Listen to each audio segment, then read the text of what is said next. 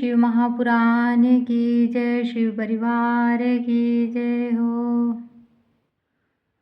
17वां अध्याय शिवजी की कैलाश यात्रा। सूत जी कहते हैं, जब इस प्रकार ब्रह्मा जी ने कहा तब नारद जी ने नमस्कार कर विनय पूर्वक फिर पूछा कि हे ब्रह्मा जी, शिवजी कैलाश पर कब गए और महात्मा कुबेर के साथ उनकी मित्रता कहाँ हुई और वहाँ रहकर शिवजी ने क्या किया, उनका ये सब चरित्र मुझे बतलाइए।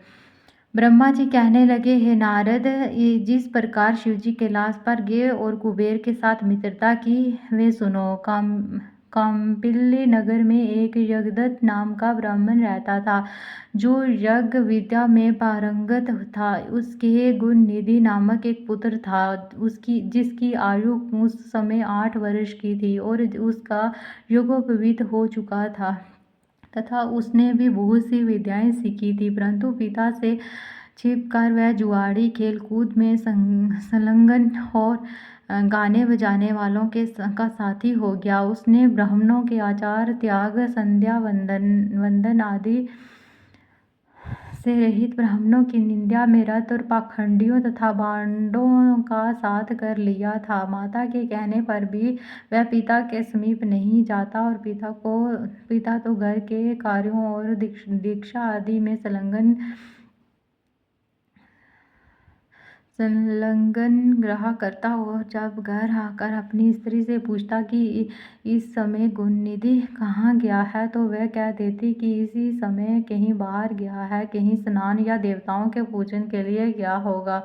एक ही पुत्र वाली होने के कारण वह माता दीक्षित को ठग लेती। निदान गृह सूत्र के अनुसार दीक्षित ने उस पुत्र का विवाह भी करा दिया।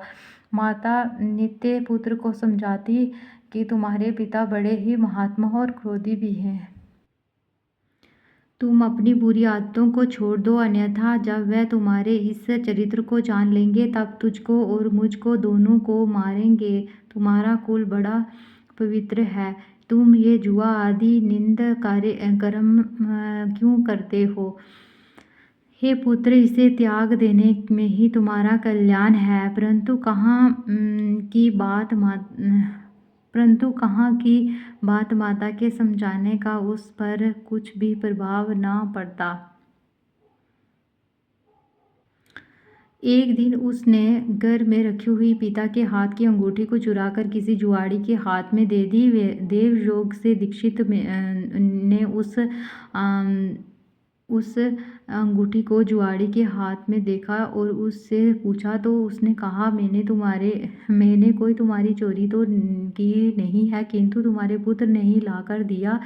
वे अंगूठी ही नहीं किंतु उसने और जुआड़ियों को भी बहुत सा धन लाकर दिया है, परंतु आश्चर्य है कि तुम जैसा पंडित अपने पुत्र को क्यों नहीं जान सके।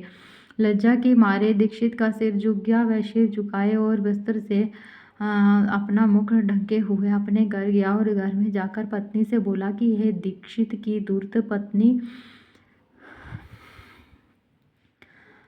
भला ये तो कहो कि वह तेरा गुणनिधि पुत्र कहाँ है? वह कहीं भी हो, किंतु मेरी अंगूठी कहाँ है और जिसे उपटन करते समय तूने मेरे हाथ से ले ली थी? उसने कहा, मैंने कहीं रख दी है, स्मरण नहीं आ रहा है, क्योंकि मध्याह्न का समय है और इस समय स्नान आदि में संलग्न हूँ, क्योंकि अतिथियों के आगमन का समय बीता जा रहा है, जबकि पकवान आदि भी मुझे शीघ्र तैयार करने हैं।